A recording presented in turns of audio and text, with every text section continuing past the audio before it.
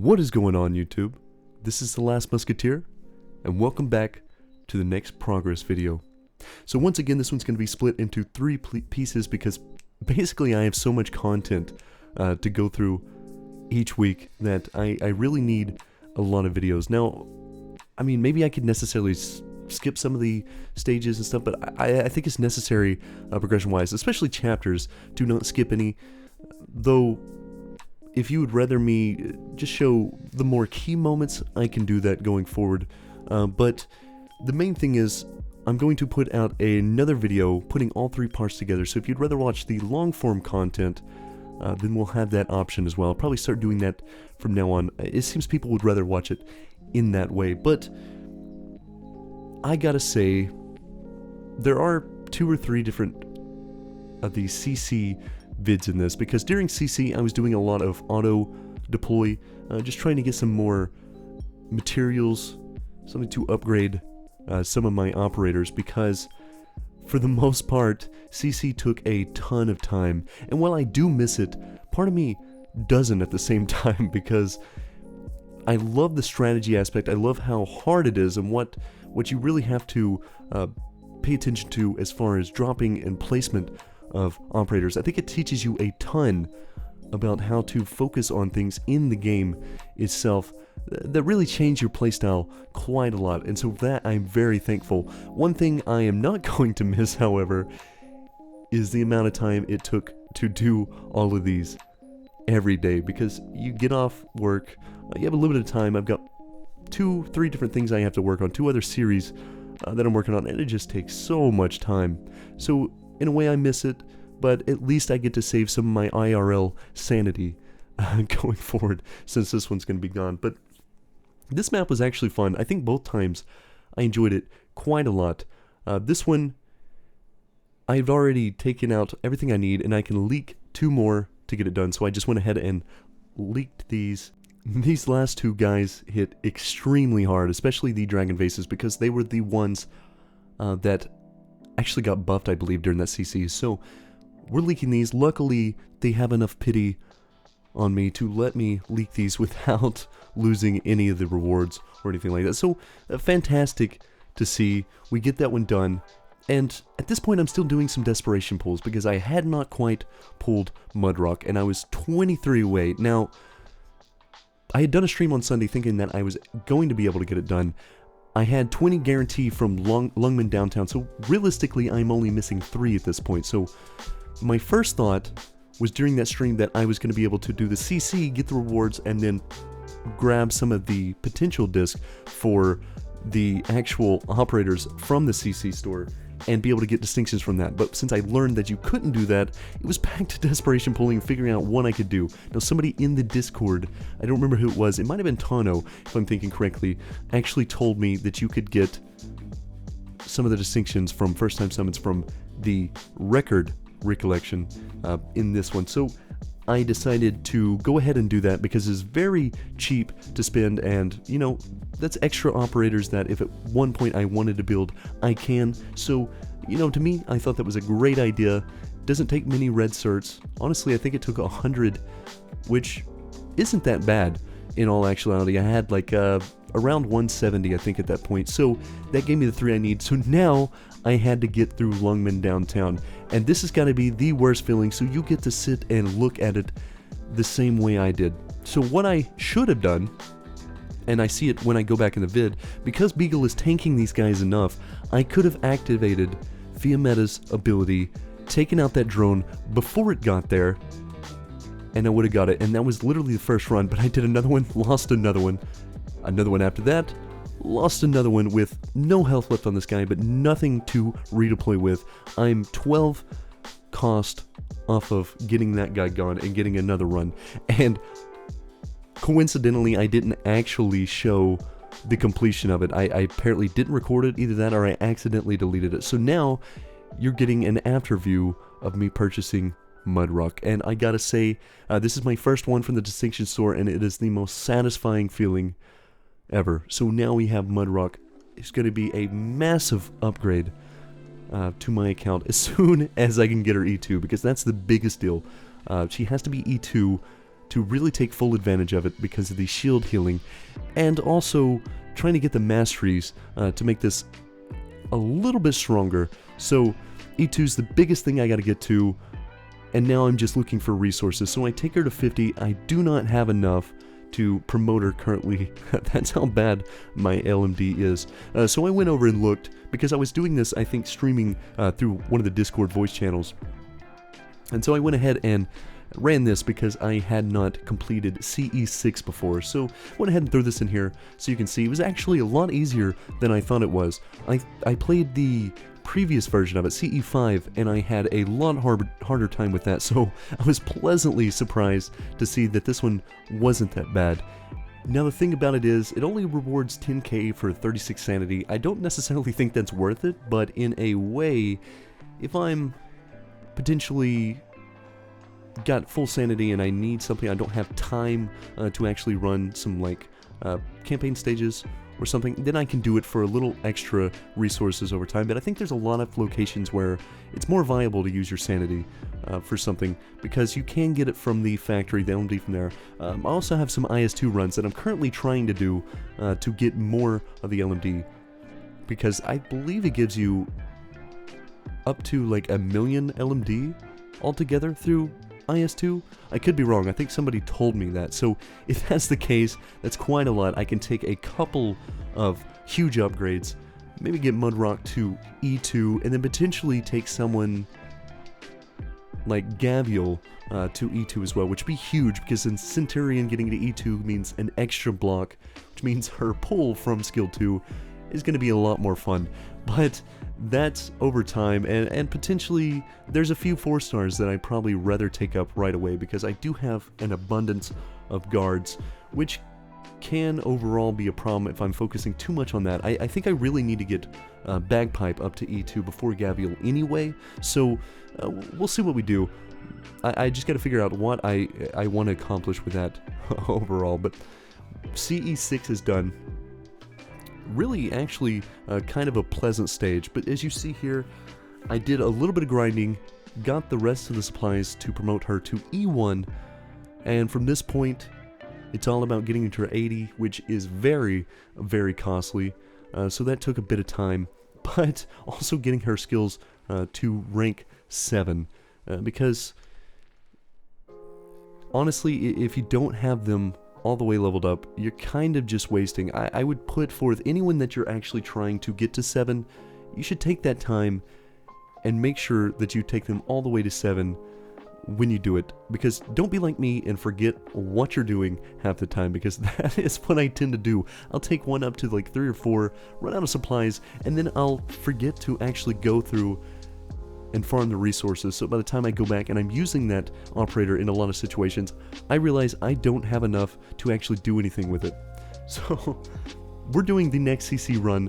This one actually was one of the worst ones for me, I think. I hated this one. I tried the first version of it a lot of times, didn't have the time to actually finish the first version, or the first run through of it.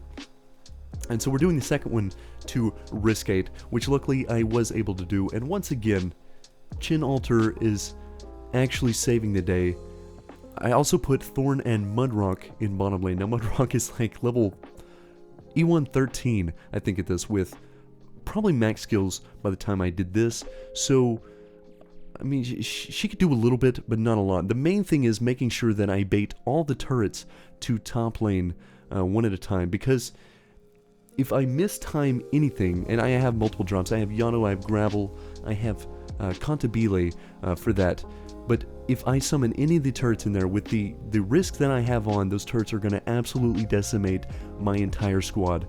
So that's the thing I had to watch for the most, making sure I got the correct timing. So you'll see a lot of swapping between 2 times and 1 time, just to speed things up, while also making sure that I don't go too fast and mess up the timing of something. So luckily, the guys that send out the drones only have a reach of 2 tiles from their location. So as long as someone is not in the spot above Chin Altar, then I'm actually fine, and I'm not going to have to worry about the turrets coming in and decimating me. Now, I do let a couple of people by, which is very, very risky, of course, but I had ran this enough to basically get the timing down. So I had a good idea of what I was doing at this point, and I figured if worse comes to worse, I do have extra blockers. I can bait the big guys in the front. I do that with Yado on bottom lane because I know that one's going to take a little bit longer to take out. The other ones are not going to be stopped by a blocker up top, so they will go down just in time there. Now bottom lane, that turret comes out, it wipes my whole squad. Guarantee I lose there, so I had to drop Yado early, which I have plenty of blockers as well, so getting these turrets out up top is still not a problem. And once again, they come through and the bottom lane almost gets his sentry off, which would have been horrible. Luckily, it was only the regen one. Now, I throw Beagle down. She's out of range of both of the turrets up top, luckily. Though I threw Gavial down and almost got them both nuked, which would have been horrible. I would have had to restart. But yeah, we got it done, and that's going to end the first part of the video, guys, and I hope to see you in the next one. Peace. What's going on, YouTube? The Last Musketeer here, and we're going right on with a continuation of where we're at in the last video. So here I'm taking Mudrock to 68, which is pretty decent upgrade considering last time I believe she was around E1 13, so that's a nice number to see. Not quite 69, I didn't have quite enough for that. The magic number will have to pass for that time, but we're doing the next part of CC, and I'm using basically the same strat that I used last time. Now this time I have Cantabile on the left side giving me some extra DP because I believe I had the risk with the lower DP generation if I'm remembering correctly.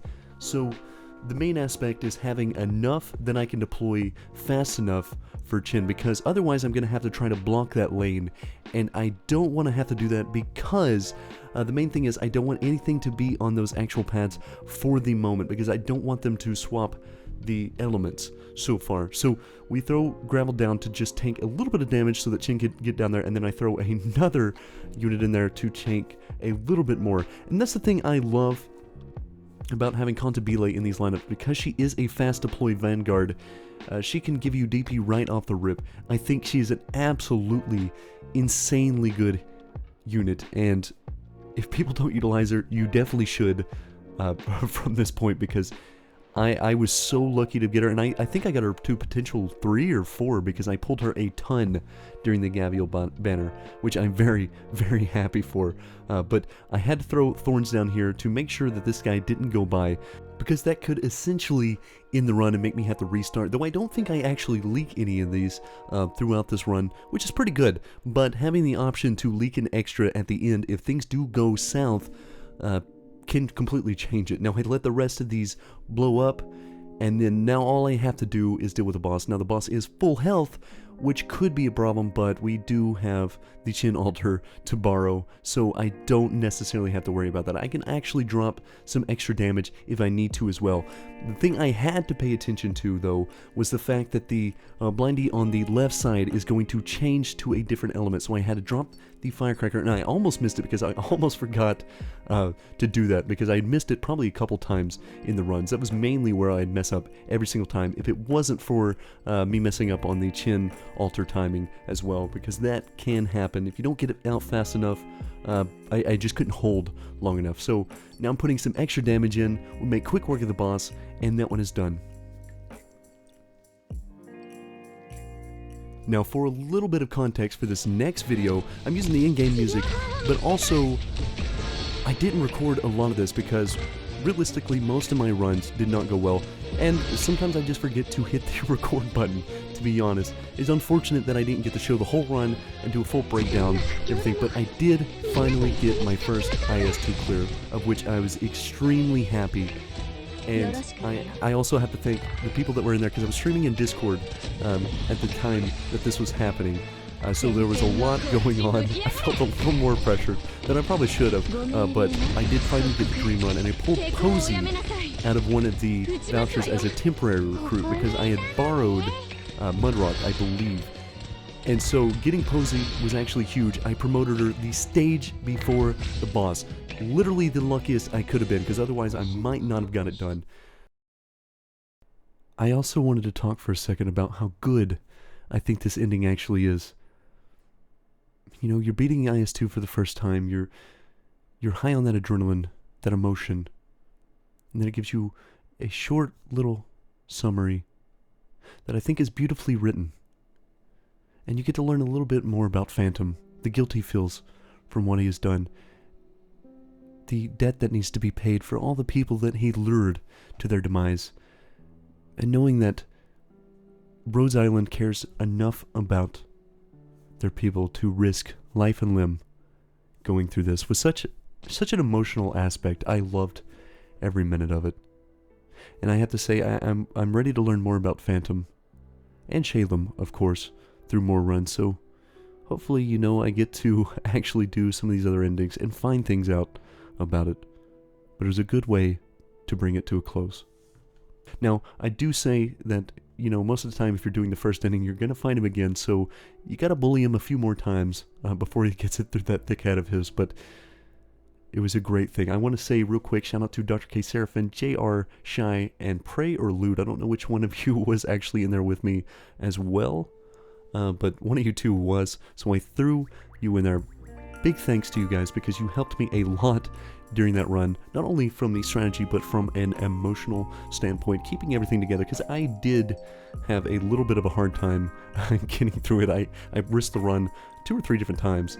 Got lucky with some of the pulls and stuff, but once again, big thank you to you guys for watching that. But we're going into the next CC, and this was actually, I think, the first one that I ever did. So going through the second time was actually interesting to see, and honestly wasn't as hard as I thought it would be. The main thing is you don't want to have any operators down in the middle, or those evocators with the risk adjustment are going to absolutely decimate you. So Chin Alter, once again MVP, basically MVP all the time. That operator is just so insane that it just doesn't even seem fair half the time. But mainly I'm just dropping a few snipers. I have Thorns for the bottom lane taking some damage. He's going to be healed so he can be left alive during this. And then just making sure that I time the skill correctly so that I can take out both the Purifier and the Evocator. The Gargoyles I'm not too worried about. I had to take out one of them for sure because I believe 2 more come. And just being able to pass them through is great because they are very tanky, very annoying to deal with. Having Cantabile dropped this wrong, and the funniest thing is she got it all the way to where it was 1 shot away, and he walked right in to the pathing right at that moment. So instead of knocking it down and doing a little bit more stalling and a little bit more damage, I didn't quite get the timing right. So I let that first one pass. I tried to block the gargoyle for a moment because I thought maybe I would have to, just to make the run a little easier, but I eventually let him go, and I thought, no, well, actually I can just leak him. There was only one more I had to deal with, luckily, so that one done is fantastic. And a little bit of context for this next clip. I actually had to do this last Risk 8 on CC10 the last day, like 3 hours before it ended, because I didn't realize I had the wrong date of when it was actually supposed to happen. So whenever I did it, I had to come up with a strategy and come up with a way to beat it as fast as I possibly could. Now I knew Kelsteed and NTR were going to be the only 2 options I had for dealing with this because I myself don't have much damage to get rid of the boss. I tried it before. The first time I beat it, I did it without either of them, but not in a risk addition, so it actually was going to be nigh impossible any other way. Now I have Thorns holding left lane. I'm baiting the casters to make sure he doesn't go down, and I also dropped Cantabile over there. That way Thorns doesn't take the next shot before I get Shining out, so that I can guarantee that he stays alive. Shining can keep herself alive because not much comes out after that. It's only the casters that really do damage for me. Now I have to make sure Gavial the Invincible doesn't go down here because those things actually do quite a lot of damage. Now I could have used her skill 1 for a little bit of regen for herself, but I thought I would probably need the damage to help with the boss, so I went for the skill 2. The extra 140% is actually nuts. So I do have monster facing right side where I could have made him face downward to make that a little easier, but I knew with the things passing by, if there's a chance that I don't take out the right lane, I 100% have to make sure that he is able to deal with that. Otherwise, I just lose the run in case anything goes bad or I need to leak something. Now, obviously, I can't leak the boss, so I have to be careful there. And also, I had ran this multiple times and kept losing Monster at this point, because even though it didn't feel like the boss did that much damage to him, between the extra 1,000 from the nuke and the boss hitting him at the same time, it ended up doing just enough to take Monster out every time. So I had to formulate a way around that, which was basically dropping some other units to tank while Kelstit heals him, because of course she is picky who she heals. So once I got that done, I also drop Courier on the right side to take the boss damage after that. So now the sword guys don't do enough in the timing to actually take him out, so he survives with very little health. Kelstit is keeping him healthy, getting that lane done, and luckily, you know, the sword guys, I thought they were going to hit a lot harder on him, but we're pretty lucky in that aspect, I guess. So Gavial doing a little extra damage while he doesn't have the dodge, or have to deal with it with true damage instead. So that's going to be a little bit of weight taking off a Monster's shoulders a little bit later on. And I know that the boss is going to pass up through the lane that is right through Monster, so he's going to have to deal with Monster personally, which is not something he's going to have very good capabilities of doing. Now, one thing I also had to make sure of was the amount of damage that he does from that range. When he goes into the second phase, I had to bait with another defender at the bottom lane to make sure that Monster does not go down from that, because that is going to lose the run for me as well if I'm not careful. I get Monster back to full health before this nuke goes down. Drop Norcorn for the bottom side to make sure that he takes the first blast, then drop Beagle, and Monster is taking a bit of damage because he's in range and Beagle is not out of range of the boss, but at least in this sense, I know that having the true damage right off the come up there, Beagle's going to take that shot, he's going to get stunned, which means he has no extra damage to come out, and then I just protect the other lane with my other defenders. And that was my risk 8 run. Like I said, I'd love to do higher risk than that, but I did goof up on the actual days, so I didn't get more out of it. It's just so much CC, different things going on between that and work. I ran out of so much time. And so when it comes around again, hopefully I'll be able to do something a little more, maybe get to that risk 18 point. That would be absolutely fantastic.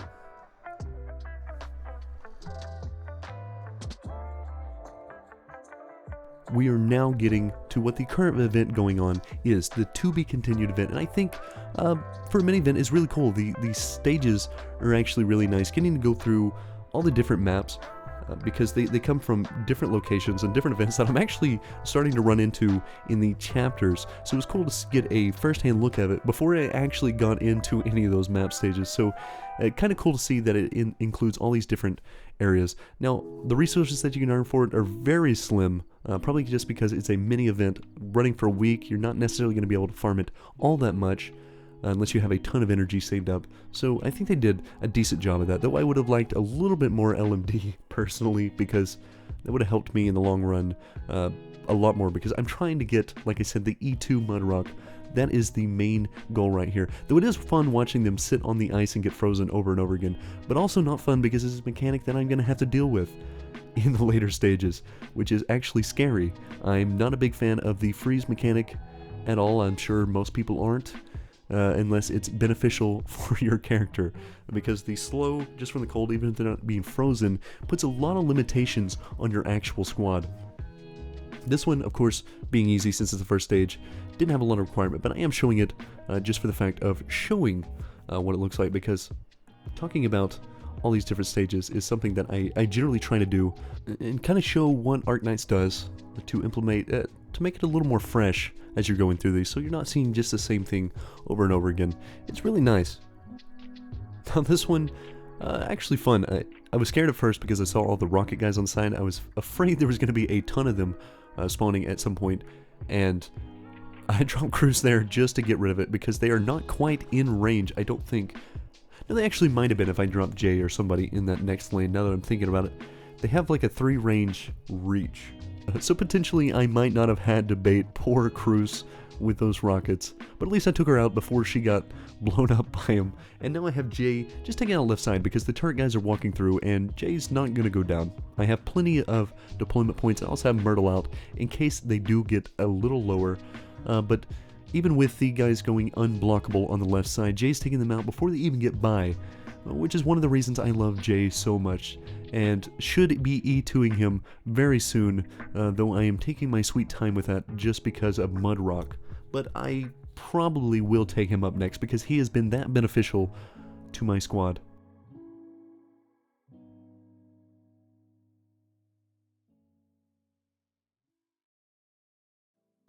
Now, I skipped TC4 here because I didn't necessarily need to show it. I didn't want to make these videos too terribly long, but TC5 I did want to show because I did mess up a couple times when I was doing the runs. Just off the order that I put them through, I had to be a little more careful.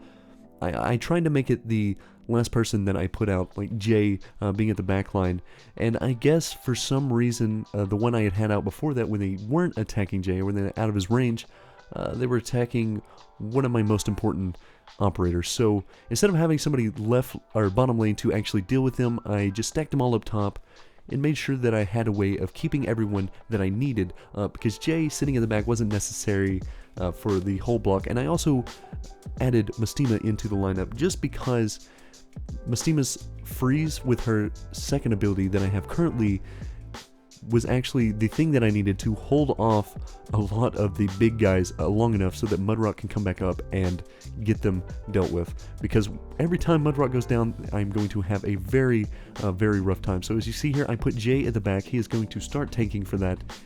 And if I'm at the risk of running one through, I just activate Mystima's ability, get to take out all those. But even without E2, just watching how much Mudrock does for my squad is insane, because basically anyone else I would have put there right now would have been absolutely decimated. As you see, Gavial's skill 2, putting in work, pulling everybody through, and the best part about it is she can pull through the actual defender so they don't actually get blocked, which is amazing. I think that is a very useful mechanic that probably is underutilized in a lot of situations, because sometimes you have to have somebody blocking a unit that has specifically 3 block need. So having Gavial there to pull past and make it a little easier would have been better. And in hindsight, watching this, I put the block there instead of keeping the one to the right of Thorns available. Like, I could have switched it out a little bit later, because I think that being able to funnel them into one specific area, and of course I don't have Ifrit, so I can't barbecue that middle lane. Ifrit would literally just wipe everything so easily there. But putting it to where I can focus Thorns on the right side as well as the other operators that I have was actually probably better in this situation, though I think less stress on the lanes overall. The big thing was making sure I took out the big guys riding the boats, because if not, I would have no way of blocking them, since they require 3 block for those guys. So basically I added in Mystima and threw in Steward for another caster to guarantee that I could get them down in time. It was still a little close, but right there I used Mystima's ability to make sure that the other one doesn't get by, because I don't think the first one would have gone down in time. So doing that secured me the run. It was something I had to figure out for a little bit there. But as you can see, we're taking Mudrock to E180, and we're just a little bit shy of what we needed to get. I have to get a few chips, which I think I have enough of them. I just have to form them, and then the incandescent alloy blocks, I can make a couple, or perhaps purchase them from one of the stores. So I have ways of getting those. I'm not too worried about that. It's the LMD that I'm always having the problem with. But this is going to be a huge upgrade when I can finally get this. But I'm going to end this video here, and I'll see you in the next part. Peace. What's going on, YouTube? This is The Last Musketeer, and welcome to the next video of the progression part 2. So we're picking up right where we left off once again, and I'm starting with some of the chapter 6 content. Now, I started at 6.5, and this one was actually a really fun idea for an actual map stage where you can't put any blockers down at the top lane, and you have these guys that do quite a bit of damage and attack very fast in the top lane. So the only way to do it is bait with something that's going to survive the hits. Now, I tried to do this mainly without using casters or snipers up top, because I wanted it to be basically just built off the defenders tanking, and then maybe drop shining in the middle there, because where the defenders are placed, it doesn't matter the actual placing order since they are going to go in range of Beagle or Spot before they see Shining. So she's going to be perfectly safe right there, and then I'm just stacking a lot of defenders or tanky units with some good damage at bottom. The main thing is you don't have any room to place any more casters unless I did it in the middle there where Shining was, to try to take out some of the tankier foes, because they are a bit of a problem as they start walking through the bottom as well. So I do have Cantabile, I do have Jay I can drop in desperation, along with a very decently tanky Mudrock that can go in there to help alleviate some of the pressure there. Now, I was a little scared when the Rage Winds walked through because I thought, well, these guys are going to hit like a truck. It's going to be really hard from this point, but no, I just activate Beagle's ability and then Spot's ability, and they tank up well enough between the two other healers that I didn't have a problem.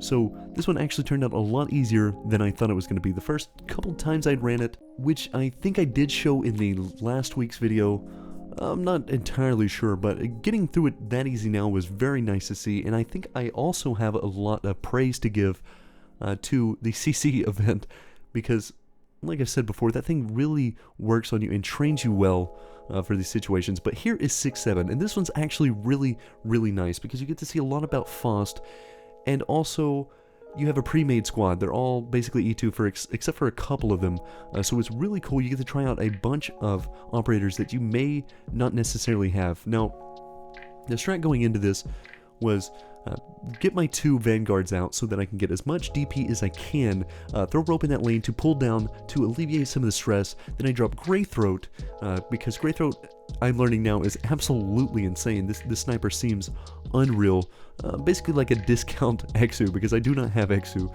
as many of you probably know. Now I drop Beagle here first because the main reason behind that, by the time the thrower gets up there, it's only going to see Beagle in time because it gets to that point right above the hole. So I can drop a medic to the left of Greythroat and not have to worry about taking damage if I wanted to. Now anything I drop there is basically going to be fine, but I think for the most part you don't actually have to drop anything there for it to be viable. The main thing is making sure that Kawura goes down basically last, because once Faust walks out, you have to make sure that you are not taking damage with anyone else, because he hits like a truck, as anyone that has been through this knows. So while he's going through the lane he's going, I'm trying to set up Blaze to actually do a lot of damage there, because you have 2 or 3 different operators that do enough damage to deal with him, because he cannot be blocked. He's going to walk through, but between Amaya and Blaze, and then of Greythroat, of course, if he gets past, they're going to take him out pretty easily, I think. And I will also state that you get to learn a little more about Faust, and as you're going through the story, you learn more and more about not just your side, but the enemy side as well, and it makes you feel a little more connected to the whole situation, no matter the side. And so I think they've done a fantastic job of writing this, and I'm not going to go into showing the story or talking about the story until I do vids in that regard, but it made me pretty sad after this fight. I'm not going to lie, the story is beautiful in this game. It's more than a one-dimensional aspect, and for that I am very, very much thankful, because I think when it comes to any game, and Arknights in general, because I love it so much, being able to connect to the story and really feel it at an emotional level is one of the greatest aspects of any game. And you know, I do also have to say that being able to use Blaze again, because that was something I had talked about before, that I had Blaze on my original account like 3 years ago that I didn't get to play very long. And so getting to play her again was actually pretty nice. I missed using that operator, and I know she's not as good as she used to be. It's still such a nice feeling, a bit of nostalgia in that aspect, and having her part of the story, it just felt really, really nice. But we get that one done. We're going into 6-8, and I'm going to be doing a lot of explaining about the different stages that I run through here in Chapter 6, because mainly I actually pushed through quite a lot of them in like maybe an hour and a half to 2 hours time. I mean, I say that, but I was probably on Arknights the day prior about 5 hours. So you can tell I got a good amount of stuff done, and that just goes to show how much I enjoy this game overall. But one thing to note is I'm starting the ice stages now, so I'm going to have to start dealing with the freeze mechanic and the cold aspect of them as well, which is very scary because anything I've dealt with in that regard, whether it be in IS2 or that little snippet that I was shown from doing the To Be Continued event that's going on right now, it's a scary feeling knowing that having this in my core gameplay is going to be a rough go. But we also hit a massive milestone in level 50. Unfortunately, don't have enough to actually buy the level 50 pack with OP because I think I'm at 24 of 28. So as I'm completing some more story events and actual To Be Continued challenge modes, I'll get some more OP, and then I'll purchase that and get a decent amount of random, and get some other nice materials along with it. But as you can see here, Thorns gets frozen. The good thing about the freeze mechanic is that you do get attacked during that. You can still block, though you are taking a lot more damage, and especially when these sword holders walk through, or as my Discord calls them, the weeaboos, they're going to really just absolutely destroy any unit that is frozen. So that's something I'm getting accustomed to and starting to be able to play around with. So the main thing is having some fast deploy units that can actually alleviate some of the stress that comes along with the ice spiders as they're going through is actually so crucial, I think, to these runs. And as you see here, I dropped Jay in the bottom lane to get rid of one of them because the casters do apply the cold effect. So if I got that spider by, more than likely I'm probably going to get frozen down there and cause all sorts of problems.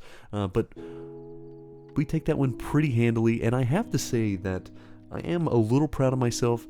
It's not the greatest idea to do this, obviously, but being able to complete something on the first go without going into practice mode is such a good feeling.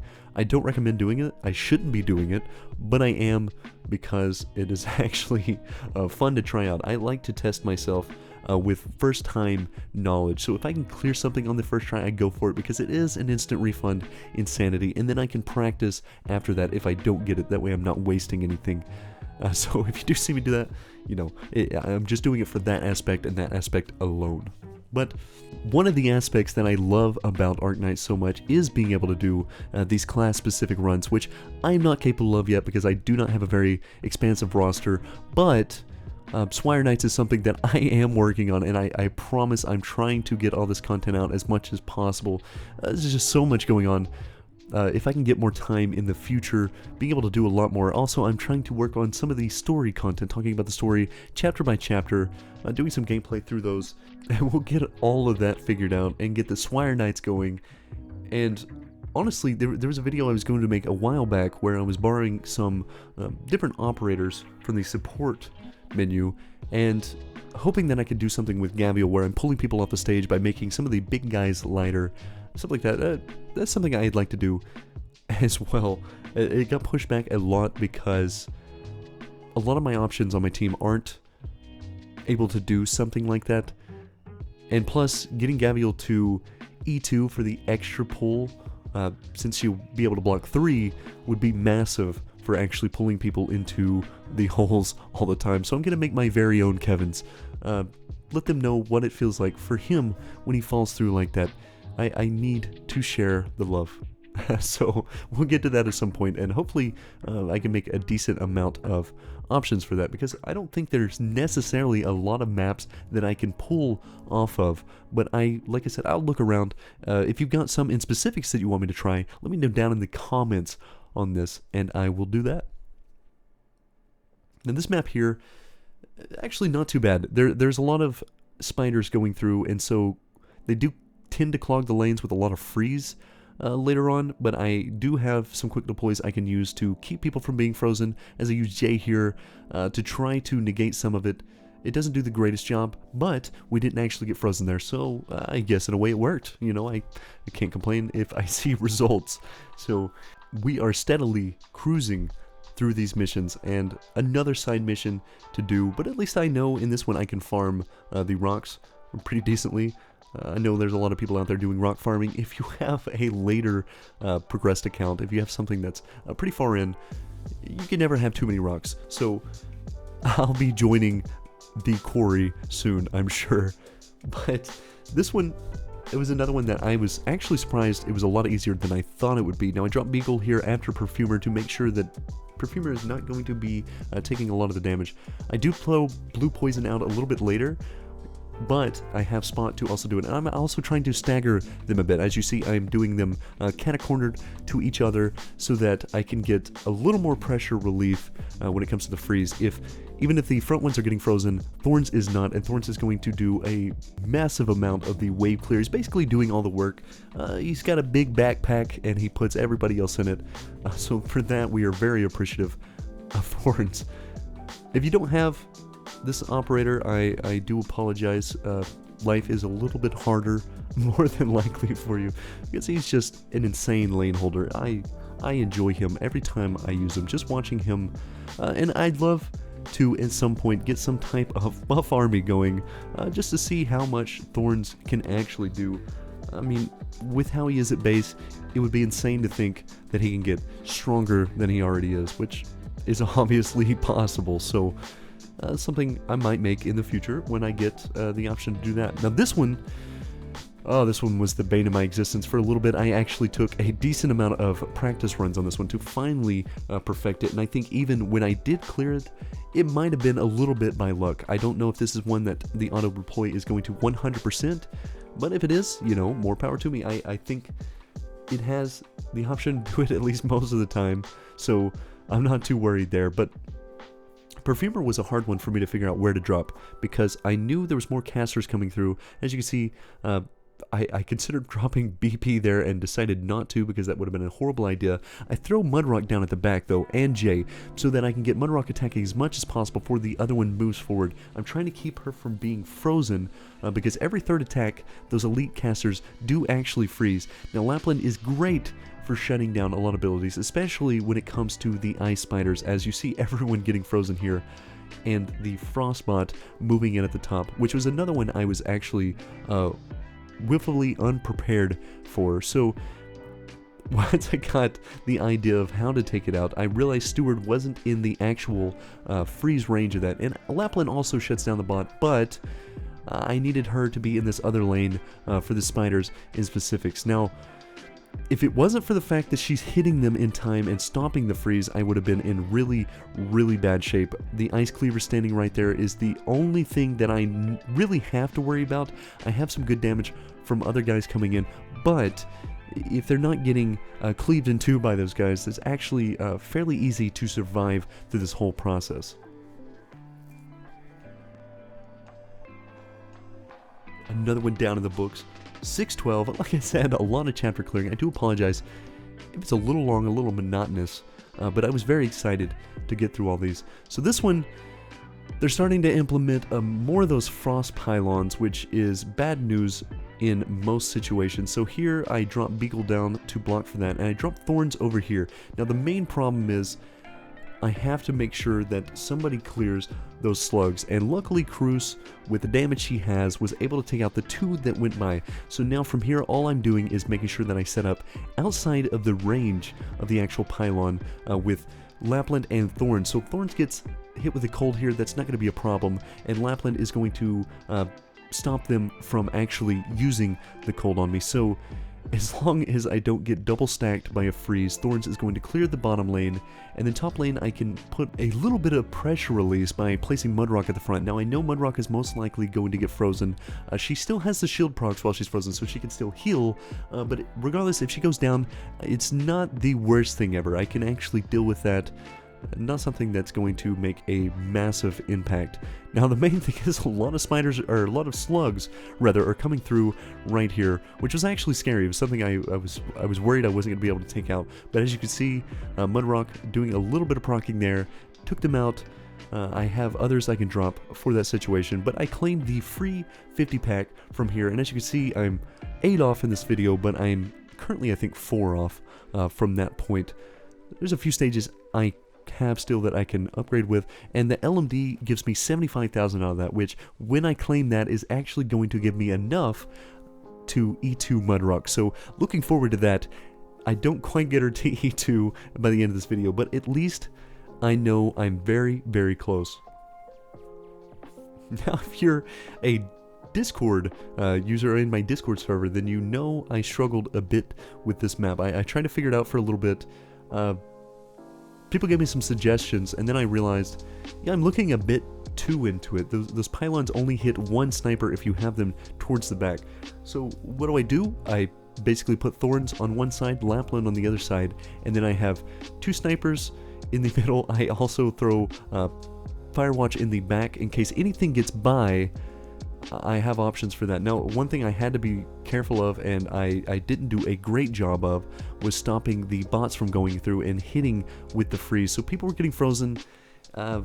It's actually making the sniping aspect of it pretty rough, but Platinum being in the back, helping the top side, and Firewatch being there for a little bit of extra relief if I need it, is basically going to guarantee me the win here. So another one down. We're inching closer to the stage that I'm currently stuck on. Man, it feels good. Just being able to clear these this fast, I think, for me is such a boost to my confidence, because there's many a time where I get stuck on a stage for a while, and I not so much frustrated, but my sanity starts to dwindle a little bit IRL, because I love the strategy aspect, but when I fail it multiple times in a row and I know what I need to do and just can't quite get it done, it's a very frustrating experience. So this one I had to change around 3 or 4 different times, because by the end of it, a bunch of ice cleavers start walking out of the top gate, and they are such a pain to deal with. Luckily, I have Mudrock. If it was an E2 Mudrock, it would have been easier to deal with, because Cruz can take out the left side drone, so I don't have to worry about the freeze there. I just have to worry about getting double stacked on the right side, which is why I have Lapland on the right side next to Thorns. So Thorns is doing the main damage up top. Mudrock is tanking fairly decently through the ice cleaves.